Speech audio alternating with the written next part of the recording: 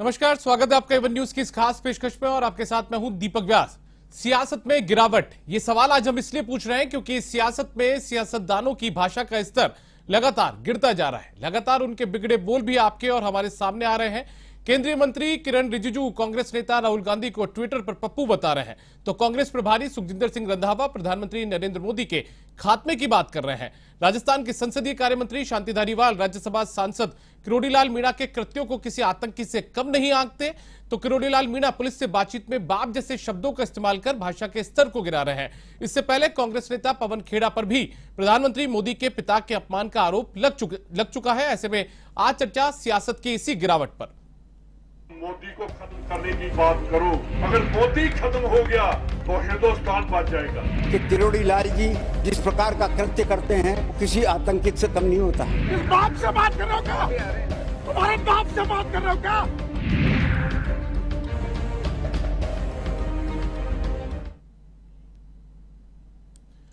और इसी मुद्दे पर चर्चा के लिए हमारे साथ में तीन खास मेहमान जुड़ेंगे। हमारे साथ में स्टूडियो से मौजूद हैं प्रतीक सिंह जो कि कांग्रेस के नेता हैं, इसके अलावा शैलेंद्र दाबाई जो कि बीजेपी के नेता हैं, और इसके अलावा श्याम सुंदर शर्मा भी हमारे साथ में जुड़े हुए हैं जो कि वरिष्ठ पत्रकार हैं। इस चर्चा की शुरुआत करते हैं प्रतीक सिंह जी से। प्रतीक जी, आपने सुना कि किस तरीके से शांति धारीवाल जो है वो राज्यसभा सांसद का जो कृत्य है उसको किसी आतंकी से कम नहीं आंकते हैं। इसके अलावा बात करी जाए तो आपके प्रभारी है सुखजिंदर सिंह रंधावा, वो प्रधानमंत्री मोदी को खत्म करने की बात करते हैं। इससे पहले पवन खेड़ा के ऊपर बखेड़ा खड़ा हो चुका है। तो आपको लगता नहीं है कि जो भाषा का स्तर है राजनीति के अंदर वो लगातार गिरता जा रहा है?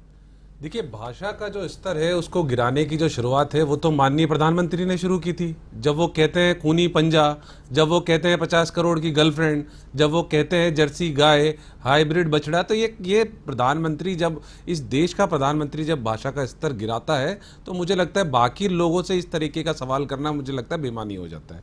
दूसरी बात, आप रंधावा जी के जो स्टेटमेंट की बात कर रहे हैं तो वो एक सिंबॉलिक एक विरोध करना होता है, एक सांकेतिक विरोध होता है। जिस तरीके से हम जब देखते हैं कि लोकतंत्र में किसी का विरोध करने के लिए लोगों के पुतले, नेताओं के पुतले जलाए जाते हैं, तो इसका मतलब ये नहीं होता कि उनको जान से मार दो। तो खत्म करने का मतलब ये है कि राजनीतिक तौर पे खत्म करना पड़ेगा और कांग्रेस को वापस से सत्ता में आना होगा। जो जिस तरीके से महंगाई बढ़ रही है, बेरोजगारी बढ़ रही है, और जिस तरीके से एक व्यक्ति को सारे के सारे टेंडर दिए जाते हैं सारी चीज़ों को खत्म करके, तो और उसकी जांच भी फिर जेपीसी से नहीं कराना चाहते, तो उस चीज के उन्होंने लिए बोला था कि उनका खात्मा करना पड़ेगा। मुझे लगता है कि ये सांकेतिक एक तरीका है अपना विरोध दर्ज करने का, इसमें किसी को कोई आपत्ति होनी नहीं चाहिए। ठीक है, शैलेंद्र दाबाई जी, आपने सुना इन्होंने कई फहरिस्त गिना दी आपके नेताओं की तरफ से कि कैसे कैसे उन्होंने भाषा का स्तर गिराया। इसके अलावा यदि पिछले दिनों हम राजस्थान की बात करें तो वो भी आपके सामने उदाहरण सबके सामने है। राजस्थान के अंदर किरोड़ीलाल मीणा जब उन्हें पुलिस हिरासत में लेती है तो वो पुलिस से किस तरीके की भाषा का इस्तेमाल करते हैं वो भी आपने देखा। इसके अलावा यदि हम बात करें केंद्रीय कानून मंत्री की, तो वो किस तरीके से कांग्रेस के पूर्व अध्यक्ष को, राहुल गांधी को लिए क्या शब्दों का इस्तेमाल ट्विटर पर करते हैं वो भी आपके सामने है। तो आपको नहीं लगता कि भाषा का स्तर दोनों तरफ से लगातार गिरता जा रहा है? दीपक जी, देखिए, संविधान में भाषा की मर्यादा होती है। संविधान में असंसदीय शब्दों का प्रयोग नहीं करना चाहिए, लेकिन अगर इसकी आप शुरुआत देखेंगे कहां से हुई।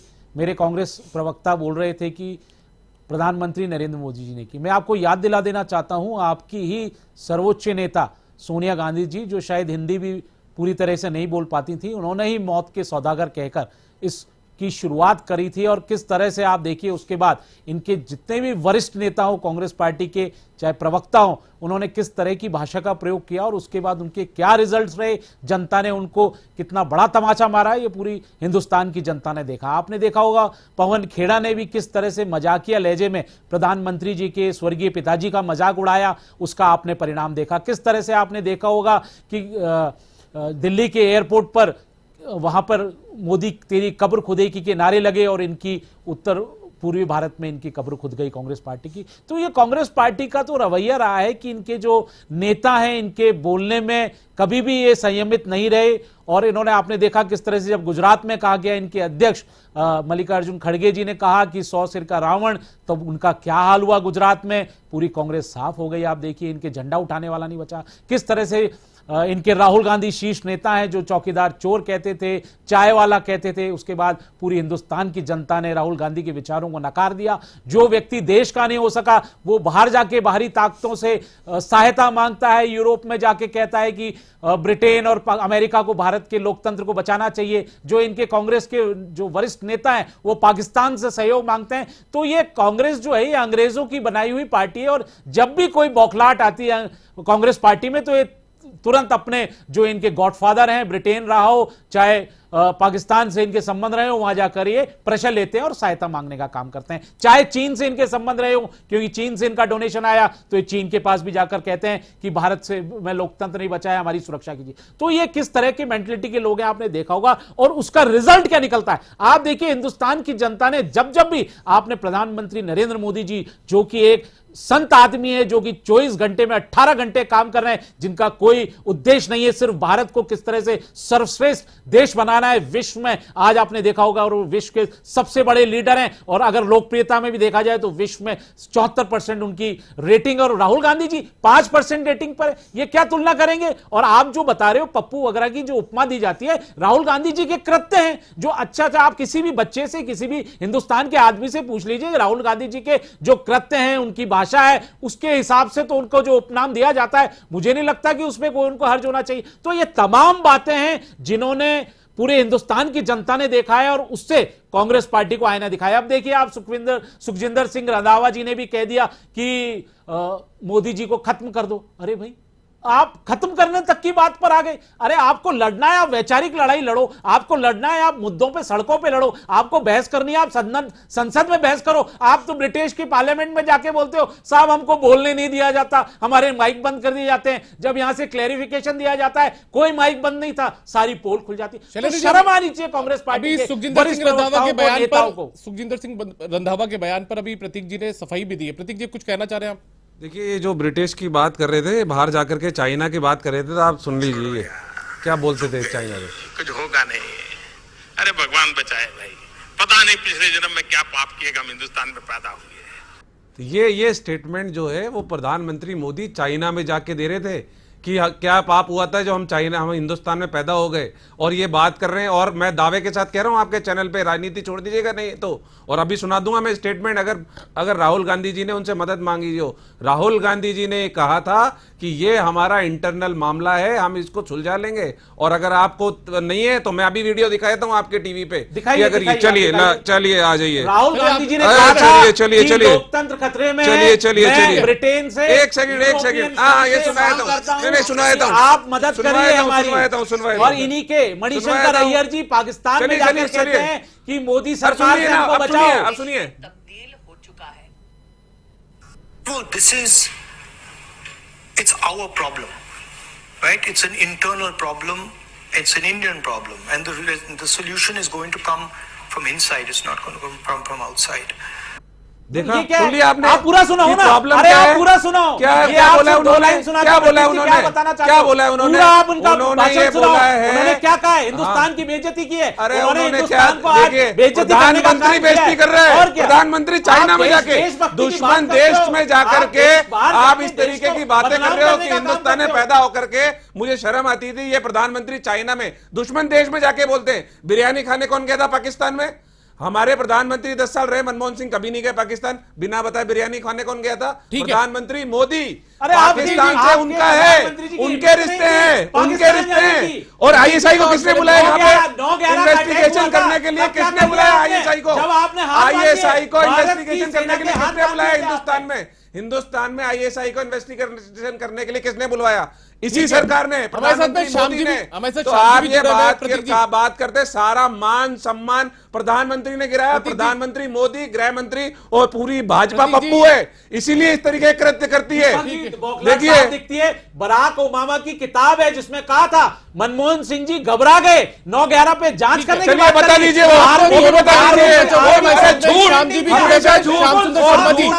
बराक ओबामा की किताब लाके दिखाइए, चैलेंज के साथ दिखा दीजिए।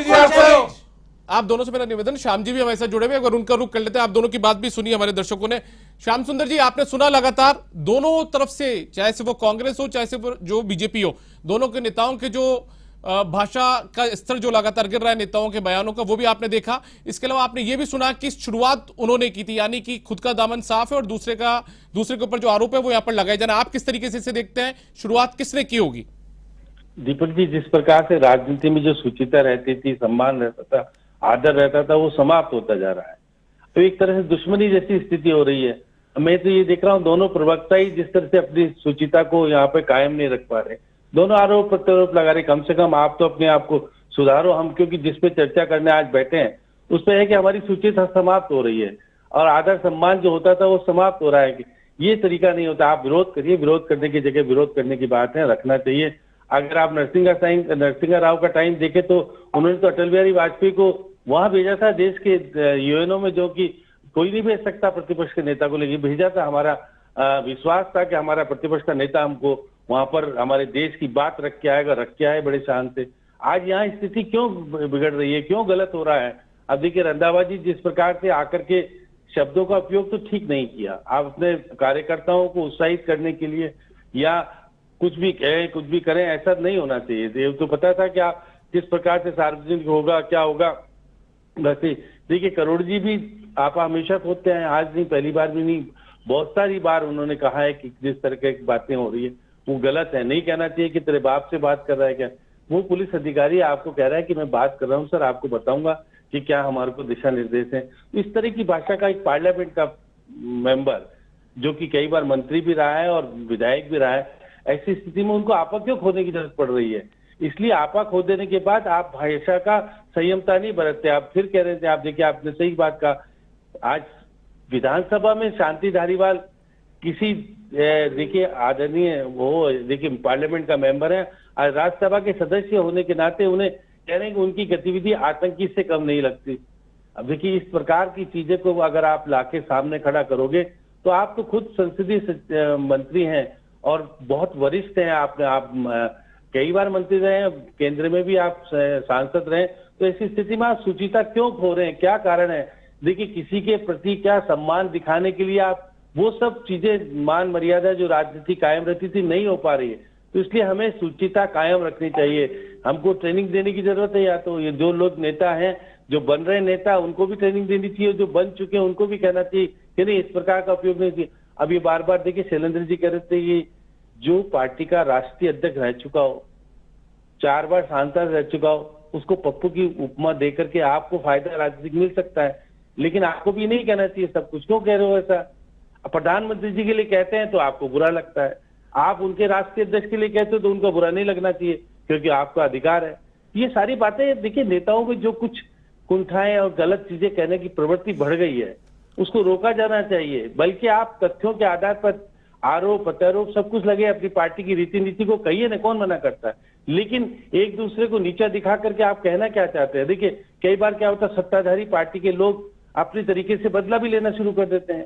उनके खिलाफ बहुत सारी मुकदमे दर्ज करा करके उनको गिरफ्तार भी करा लेते हैं, फिर कोर्ट न्यायालय जाकर के कहता नहीं, ऐसा नहीं होना चाहिए। तो ये सब चीजें दिखती है। देखिए, मत करिए राजनीति में, आप अपने आप को मत खोइए, अपनी गतिविधियों को इस तरह की मत बनाइए जिससे कि आप में कटुता बढ़े, दुश्मनी बढ़े। ये सब चीजें नहीं होनी चाहिए। बल्कि ये है, शालीनता से आप अपने सांसद में आप शालीनता से बात कीजिएगा, विधानसभा में शालीनता रखिएगा, वो भाषा और सम्मान, पुराने लोगों की बातों को सुनिएगा। क्योंकि इस प्रकार अटल बिहारी वाजपेयी पर तो कोई आरोप नहीं लगते कि वो गलत चीजें कहते थे, गलत बात करते थे, बड़ी मधुरता रहती थी, आपस में बातचीत होती थी। ये सिलसिला समाप्त क्यों हो गया? राजस्थान में भी ऐसे होता था, एक नेता दूसरा घर नेता के वार तिवार जाता था, आता था, बातचीत होती थी। अब वो सब चीजें समाप्त होती जा रही है। अब तो ये अपने राजनीतिक पार्टी के साथ हूं और अपने राजनीतिक पार्टी के लिए मैं कुछ भी कहूंगा उसको सब कुछ मानेंगे। इसलिए राजनीति में सुचिता और जो मान्यता और जो मान मर्यादा थी उसे कायम करने की कोशिश की जानी चाहिए। उसका दायित्व तो सबसे बड़ा होता है कि जो सदन का नेता बनता है या उनके वरिष्ठ प्रदेश अध्यक्ष होते हैं, उनको सबको अपने पार्टी के अंदर इस चीज की रीति नीति को सिखाने का प्रयास करना चाहिए। प्रशिक्षण देने की जरूरत है, वो भी देना चाहिए, नहीं तो हमारी राजनीति समाप्त हो जाएगी इस देश में। चलिए, तो बिल्कुल हो रही भाषा के गिरावट की, और इसी को लेकर हमारे साथ में 3 खास मेहमान भी लगातार जुड़े हुए हैं। अब हम रुक करते हैं प्रतीक सिंह जी का। प्रतीक जी, अभी ब्रेक पर जाने से पहले आपने श्याम जी की बातों को सुना होगा। उन्होंने कहा कि शुचिता जो है वो राजनीति में कहीं ना कहीं खत्म होती जा रही है। पहले नेताओं के बीच में आपसी मतभेद हो सकते थे, लेकिन मनभेद जैसी स्थितियां नहीं थी। आपको लगता है कि जिस तरीके से भाषा का स्तर नेताओं का गिर रहा है, वो अपनी पार्टी में अपनी पैठ बनाने के लिए, अपना वजूद तलाशने के लिए इस तरीके की भाषा का इस्तेमाल करते हैं, दूसरे जो दल है उनके नेताओं पर कीचड़ कहीं ना कहीं उछाला जाता है? देखिए, बिल्कुल सही बात है। आज़ादी के बाद से लेकर के और कांग्रेस पार्टी ने इस जो नई तरीके की राजनीति थी, क्योंकि विपक्ष को भी इज्जत देने वाली राजनीति थी, वो की है। और उसका प्रमाण था कि श्यामा प्रसाद मुखर्जी कांग्रेस के मेंबर नहीं होते हुए उनको नेहरू जी ने अपनी पहली सरकार में मंत्री बनाया। और उसी तरीके से आप भीमराव अम्बेडकर की बात करेंगे तो वो भी कांग्रेस के मेंबर नहीं थे, लेकिन उनको भी मंत्री बनाया। और कांग्रेस पार्टी की एक लंबी परिपाटी रही है। चाहे से राजीव गांधी की आप बात करें, विदेश भेजा उनको उन्होंने अटल बिहारी वाजपेयी जी को, उनको बोला कि आप वहीं रुक करके अपना इलाज करा के आइएगा। अभी नरसिम्हा राव जी की बात बता रहे थे श्याम जी, तो और कांग्रेस पार्टी ने ये परिपाटी हमेशा से निभाई है। लेकिन जब से एक नई भाजपा का उदय हुआ है, जब मोदी जी के और अमित शाह के आने के बाद से, तो भाषा का स्तर मुझे लगता है कि लगातार गिर रहा है। मुझे नहीं लगता किसी की पत्नी को इस तरीके की बात बोलना कि 50 करोड़ की गर्लफ्रेंड या खूनी पंजा, ये नहीं बोलना चाहिए। फिर अगर इस तरीके के बयान सामने से आएंगे तो मुझे लगता है जब प्रधानमंत्री अपनी भाषा पे संयम नहीं रख पा रहे, तो बाकी लोग नेताओं से इस तरीके की अपेक्षा करना बेमानी होगा। प्रधानमंत्री सबसे पहले, क्योंकि प्रधानमंत्री किसी पार्टी का नहीं होता, प्रधानमंत्री देश का होता है। और उसके साथ अगर गरिमा जुड़ी हुई है तो प्रधानमंत्री को अपनी भाषा पे संयम रखना चाहिए। और हिंदुस्तान में नहीं, चाइना, ब्रिटेन, चाहे से आप टाइम स्क्वायर अमेरिका की बात कर लीजिए, हर जगह जाकर के टाइम स्क्वायर पे खड़े होके तो खूनी पंजा कर रहे थे वो, कि खूनी पंजा था। तो आप देखिए किस तरीके की भाषा देश में नहीं विदेश में भी जाके बोलते हैं। फिर अब इस तरीके की अगर भाषा बोलेंगे तो फिर मुझे लगता है कि इस तरीके की चीजें होती रहेगी राजनीति में, जो नहीं होनी चाहिए। तो भाषा का संयम सबको रखना चाहिए। दूसरी बात, श्याम जी की बात का दोबारा जवाब दे देता हूं। ये जो खत्म करना जो वर्ड उन्होंने बोला है, ये एक सांकेतिक विरोध होता है। जिस तरीके से हम रावण को हर साल जलाते हैं, जिस तरीके से हमें किसी नेता का अगर विरोध करना होता है तो उसके पुतले जलाए जाते हैं, चाहे बीजेपी वाले कांग्रेस वालों के जलाते हैं, कांग्रेस वाले बीजेपी वालों के भी जलाते हैं। तो इसका मतलब ये नहीं है कि हम उनको जलाना चाहते हैं नेताओं को, इसका मतलब ये नहीं है कि हम उनको जान से मारना चाहते हैं। ये एक सांकेतिक विरोध होता है और लोकतंत्र में इस तरीके का विरोध होता रहना चाहिए। प्रतीक जी, अभी थोड़ी देर पहले आप शैलेंद्र जी को सुन रहे थे। शैलेंद्र जी का कहना साफ तौर पर यह था कि शुरुआत जो वो कांग्रेस पार्टी ने की, चौकीदार चोर है, इस तरीके की बातें तो की थी, और इसके अलावा उससे पहले की बात करें तो मौत के सौदागर जैसे शब्दों का इस्तेमाल किया गया। सबसे पहले आप अगर अपने पूरा रिकॉर्ड उठा करके देखेंगे तो सबसे पहला बयान जो 2007 या 2008 के आसपास आया था, वो तो कांग्रेस की विधवा आया था। कांग्रेस की बुढ़िया पार्टी है, कांग्रेस 125 साल पुरानी हो गई। उसके बाद में 2012-13 के अंदर 50 करोड़ की गर्लफ्रेंड आया। तो आप बताइए ना कि कितना स्तर प्रधानमंत्री ने लगातार, जब प्रधानमंत्री नहीं थे तब भी गिराया और प्रधानमंत्री बनने के बाद भी लगातार गिरे चुके। ये चौकीदार चौर है वाली बात तो राफेल में इन्वेस्टिगेशन कराई नहीं। उसके बाद में सुप्रीम कोर्ट ने बोला है ये कि हमको सरकार ने बिल्कुल इसके अंदर साथ ही नहीं दिया इसकी इन्वेस्टिगेशन का। जेपीसी कराइए, राफेल की भी करा लीजिए और अडानी की भी करा लीजिए। और अडानी मामले में जेपीसी की क्या जरूरत, क्यों नहीं कर रहे जेपीसी? हमने जब 2G का इन्होंने मामला उठाया, जेपीसी गठित करी और जेपीसी में निकल के आया कि कुछ नहीं हुआ। कोलगेट का इन्होंने मामला उठाया, एकमात्र व्यक्ति अभी तक जेल में गया है जो इन्हीं का, जो कोयला मंत्री था। कांग्रेस पार्टी का कोई व्यक्ति जेल में नहीं गया, बीजेपी का ही व्यक्ति उस कोलगेट के मामले में जेल में गया। तो आप जेपीसी कराइए, जेपीसी से जांच कराइए, हर चीज का दूध पानी हो जाएगा। लेकिन आप इस तरीके की भाषा करेंगे। किरण रिजिजू ने जो ट्वीट लिखा है उनकी बात बताए तो दोनों ट्वीट पढ़े मेरे पास। 1 साल पहले भी वही फोटो ट्वीट कर दी, 1 साल बाद भी वही फोटो ट्वीट कर रहे हैं। दुनिया को मूर्ख समझते हैं वो, लेकिन सबसे बड़ा मूर्ख वही है जो इस तरीके के ट्वीट कर रहा है। ठीक है शैलेंद्र जी। हाँ, देखिए, आपने देखा होगा कि कांग्रेस पार्टी के प्रवक्ता किस तरह से अपनी संयमित भाषा का प्रयोग कर रहे हैं, संयमित नहीं रह पा रहे हैं, संयमित भाषा का प्रयोग कर रहे हैं। श्याम जी के इतना कहने के बावजूद भी सुचिता कहाँ रह गई मुझे नहीं पता। और मैं उनकी याददाश्त को दुरुस्त कर देना चाहता हूं। गोधरा कांड हुआ, उसके बाद ही सोनिया गांधी जी ने मौत का सौदागर कहा था, तो शुरुआत कहां से हुई? और जहां तक करप्शन की बात करते हैं तो अगर हिंदुस्तान में सबसे पहला करप्शन चार्ज प्रधानमंत्री पे लगा था तो वो इनके राजीव गांधी जी पे लगा था, बोफोर्स कांड का। और आप बात करते हो सुचिता की, आपने किस तरह के उनको नीच, औकात, कॉकरोच, क्या क्या कहा नहीं कहा। और आपने अभी लेटेस्ट ये कहा कि मोदी मर जा, जिसको मोदी जी ने सहर्ष स्वीकार किया कि हिंदुस्तान की जनता कह रही है मोदी जी मत मर, मोदी जी मत जा, मरो मत जा, आपको विकास करना है। अगर मैं आपको बताऊं 2014 के बाद का भारत और 2014 के से पहले का भारत और 2014 के बाद का भारत, आप देखिए हर तरह से 8-9 सालों में जो तरक्की हुई है, किसी भी पॉइंट में मैं चैलेंज देता हूं मेरे कांग्रेस प्रवक्ता को, किसी भी इशू पे डिबेट करा लो आप, चाहे इंफ्रास्ट्रक्चर पे करा लो, चाहे शिक्षा मॉडल पर करा लो, चाहे सिलेंडर मिल रहा है, ये विकास पेट्रोल 70 रुपए मिलता था, 110 रुपए में मिल रहा है। मर्यादा मत खो, मर्यादा मत खो। एम्स की बात कर रहे हो, पिछले दिनों में बात है जहां पे नींव भी नहीं रखी गई, डिबेट की मर्यादा रखे, सुनने का बीच में आप ही ने बोलना शुरू किया था, सुनने की औकात रखो, सुनने की औकात आप रखो। जब ये मूर्ख कर रहे हैं, सुनने की औकात रखे। अब मूर्खों जैसी बात कर रहे हो, मूर्ख ही कहेंगे हम। हाँ सुनो, अब आप सुनो, 2014 से पहले एम्स कितने थे? 7।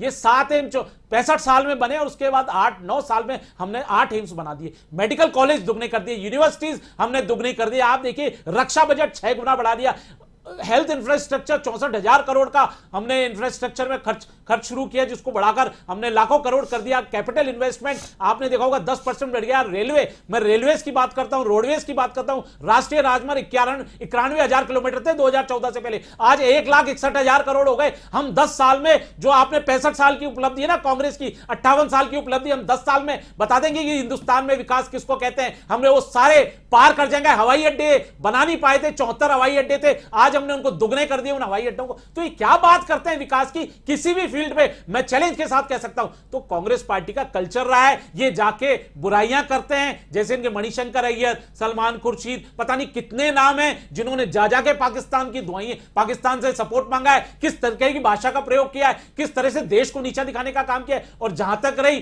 जो पप्पू की बात बोल रहे हैं, ये भारत की जनता ने उनको उपनाम दिया है, भारतीय जनता पार्टी ने नहीं दिया। आप देखिए राहुल गांधी जी के जो कृत्य हुए, अरे सुनो तो सही, बोलो पप्पू वो है, पप्पू वो उनके लिए बोलो, मेरी पप्पू बात है सुनो वो, सर, वो सुनो प्रतीक जी, पप्पू है, आपके नेता पप्पू हैं। अरे पार्लियामेंट में आंख आपके नेता है, पार्लियामेंट में संबोधन सही नहीं कर पाते, पुरानी पार्लियामेंट में फोटो गड़बड़ियां करते हैं, पप्पू जब है, भाषण पप्पू। देते हैं शब्दों का उनको समझ में नहीं आता, बोलना क्या है, बोल क्या जाते हैं, वो सारा मखौल उठता है। तो इसमें भारतीय जनता पार्टी की कहां गलती आ गई? ये तो भारत की जनता देख रही है, जो सारी चीजें पब्लिक डोमेन में। तो ये ना कहें जो उपाधि दी है वो भारत की जनता ने दी है, और भारत की जनता ने इनको आईना दिखा दिया। जब से राहुल गांधी जी उपाध्यक्ष बने 2013 के बाद से, दोनों लोकसभा चुनाव हार गई कांग्रेस, 60 विधानसभा चुनाव हुए, 50 विधानसभा चुनाव हार गई कांग्रेस। पूरे हिंदुस्तान की जनता ने कांग्रेस को साफ कर दिया। कोई विजन नहीं, कोई इनका कोई डेवलपमेंट का विजन नहीं है, कोई रोड मैप नहीं है, हम आर्थिक कैसे अर्थव्यवस्था बन सकते हैं, इस पे कोई उन्होंने बात नहीं की। वहां जाकर आप बताइए, विदेशों में जाकर क्रिटिसाइज करते हैं भारत को। आप सकारात्मक रूप से करिए ना, देखिए विपक्ष में आलोचना करना बनता है, लेकिन आप आलोचना सकारात्मक करिए, आप अपना विजन रखिए। आप बताइए मैं भारत का डेवलपमेंट कैसे करूंगा, आप बताइए कि हम कहां कमजोर रह गए, क्यों नहीं हम रोड बना पाए, आप बताइए हम क्यों नहीं बॉर्डर पे शैलेंद्र जी, हम हमारी आखिरी दौर में, आप यदि प्रतीक जी बहुत संक्षिप्त में अपनी टिप्पणी करना चाहें तो, क्योंकि मेरे पास आखिर में मुझे श्याम जी के पास जाना। और देखिए विकास की बात कर रहे थे, तो विकास जो एम्स की बात कर रहे थे, मदुरई में एक एम्स इन्होंने बोला था कि 95% काम हो गया। अगले दिन वहां पे जब एमपी साहब पहुंचे तो वहां तो नींव भी नहीं रखी गई थी, और बोल रहे एम्स बन गया। क्या बताओ आप किस तरीके का झूठ बोल दिया। और दूसरा आप दूसरा स्टेटमेंट की बात कर रहे थे, मैं स्टेटमेंट सुना, अमित शाह पप्पू की स्टेटमेंट सुन लो, अमित शाह पप्पू की। देखिए मेरा आप दोनों से निवेदन है, अमित शाह पप्पू की सुन लो आप, सुनिए मेरा आप दोनों से निवेदन, अमित शाह पप्पू क्या बोल रहे हैं वो सुनिए। शैलेंद्र जी और प्रतीक जी, अमित शाह पप्पू क्या बोल रहे हैं? प्रतीक जी, 155 ग्राम इकोनॉमी सुना आप क्या बोल रहे हैं? प्रतीक जी, मैं दोनों से निवेदन कर रहा हूं, आप लोग कम से कम अपनी भाषा का इस्तेमाल मैंने नहीं शुरू किया था। अगर करोगे आप दोनों से हम बोलेंगे, ये आप हमारे नेता के लिए बोलोगे तो हम बोलेंगे, बोलेंगे मूर्ख महामूर्ख पूरी भाजपा भारत की जनता कह रही है, भारत की जनता ने आपको बता दिया। अरे आपको 55 साल तक पीटा है भारत की जनता ने, 55 साल तक पीटा है, हम तो शहर स्वीकार साल तक पीटा है भारत की जनता ने आपको। हम तो कह रहे हैं वरिष्ठ नेता खूब गालियां बकिए, 55 साल तक तरक्की करेंगे, 55 साल पीटा है हिंदुस्तान की जनता ने, ठीक है प्रतीक जी, 55 साल तक पीटा है भाजपा को। पता है कि नहीं पता आपको? प्रतीक जी और शैलेंद्र जी, आप दोनों हमारे साथ जुड़े, इसके अलावा श्याम सुंदर जी आप भी हमारे साथ जुड़े, आप तीनों का बहुत बहुत शुक्रिया। और फिलहाल इस डिबेट में इतना ही, लेकिन कुल मिलाकर जो सामने आया वो यही है कि भाषा का स्तर राजनीति में लगातार गिरता जा रहा है, शुचिता लगातार